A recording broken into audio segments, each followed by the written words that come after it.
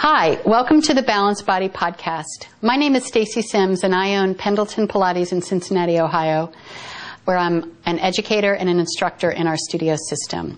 And this is Rachel Apple. She's a co-educator with me, and she's also an instructor. And she's 18 weeks pregnant, which we're really excited about. But I also wanted to point out that in the exercise we're doing today, she's going to be doing basically push-ups, using the ball to assist with her push-ups. And at 18 weeks, she doesn't need to modify this exercise. That said, especially if you're new to Pilates and you're pregnant, just check with your physician to make sure that your physician thinks it's a good program for you. Alrighty?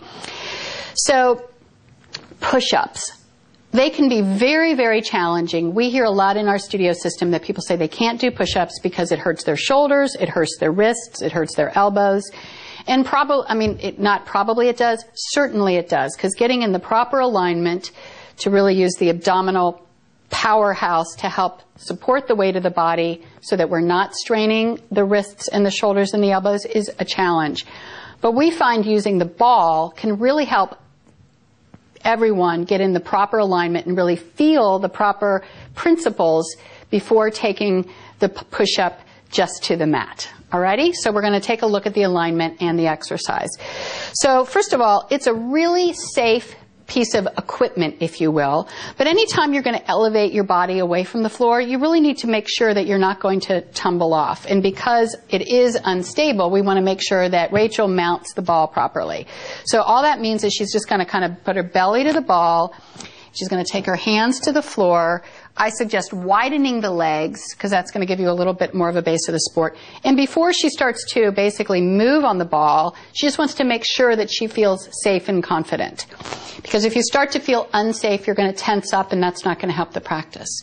So once you get comfortable and familiar with the feeling of being on the ball, what we're going to have her do is she's going to basically walk her hands forward, and we're going to stop her. Even though she can go further on the ball, we're going to stop her where I would suggest you start your work with your push-ups, which is basically the pelvis is almost right on top of the apex of the ball. That's going to give us a second to work on alignment. She's going to squeeze her legs together and lengthen them so they're not just kind of dead weights. They're actively supporting her.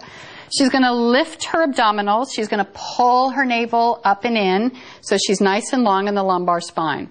These things are super important, but the thing we're really wanting to focus on here is the alignment of her upper body. She's going to keep her palms right under her shoulders, and she's really going to use the lats, use the strength of the back body to make sure that she doesn't, go ahead and do a collapse for me. This is where you really are going to start having a lot of strain and discomfort in the shoulders, and when she collapses the weight of her body, it's probably also harder on the wrists too, correct? But by really engaging the abdominals, opening through the chest, it really takes weight off of the wrists, off of the shoulders. So once she gets in this good alignment, all she's going to do is she's going to make her body like a seesaw. She's going to pull her elbows in toward the ball, and you see how her heels, her bum, her head are all in alignment. Her abdominals have lifted. Nothing's really changed in her spinal plane. Good. She's going to inhale. She's going to use her exhale breath to push the floor away. And the thing is that Rachel's been doing this for quite a while, so she can get a lot of depth in her push-up.